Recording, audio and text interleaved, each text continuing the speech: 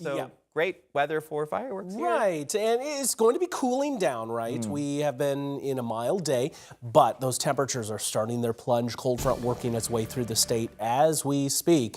Right now, the temperature is still 41 in Des Moines, but that wind has come around northwest at 6, and we have those readings already back down towards the freezing point in Iowa Falls, Fort Dodge, Carroll. There's other locations as well up in northern Iowa already starting to dip back into the 20s. And speaking of 20s, that's where we're going to be as the ball drops. Either side of that mark in central Iowa, some places north, already back into the teens. The teens is where we're going to end up at tonight. And the wind chill, single digits.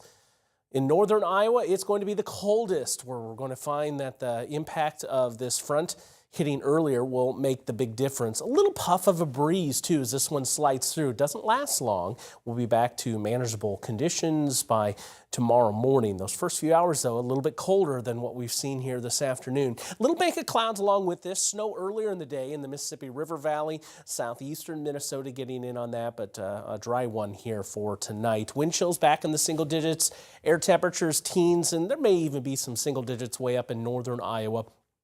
With that air temperature, we've definitely seen colder, but this will kind of be a little bit of a shock to the system, especially considering where those afternoon marks ended up. So this bank of clouds slipping through, it will try to erode a little bit. Most pronounced with the cloud cover, I think, over northeastern Iowa, where it's going to be the thickest, more high, thin clouds in southwestern portion of the state. And you see the difference in the temperatures as such. But generally a mainly cloudy sky as we go into the final day of the week on Friday. It's going to be a quiet stretch, generally mild for that first week of 2026 after this initial colder push for tomorrow. But things turning a little bit more active as we arrive into next weekend. Temperatures trending up. I have 40s lined up beginning Sunday. Monday we'll be pushing closer to the 50-degree mark. May make it. Big ridge of high pressure here over the middle of the country, starting things off on Sunday. But notice how it flattens out. We'll see a slow moderation in those temperatures by the end of next week. What I'm going to be watching next weekend, why I say it may be a little bit more active, big trough trying to dig down into the upper Midwest, maybe a system or two that we need to monitor in this time frame. Already looking at the long range of snow chances, getting that slight risk. So we'll watch for some wintry aspects in the long run. Way off in the distance, I wanted to make a little bit of a heads up for you. There's just not much else until then.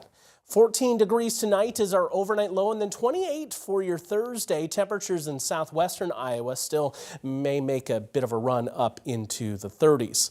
All right, in 30 seconds, we're going to take a look at that long run, see if we can squeeze out some 50-degree temperatures. Mr. Frank. Frank. Mr. Frank. And just what you did now, I think you're the best ever. In your neighborhood, there's a place so good. It's so nice to be at a store meant for me. The feeling of family, you have to agree. Wow, thanks, Fairway Frank. Welcome to Fairway, your Fairway family.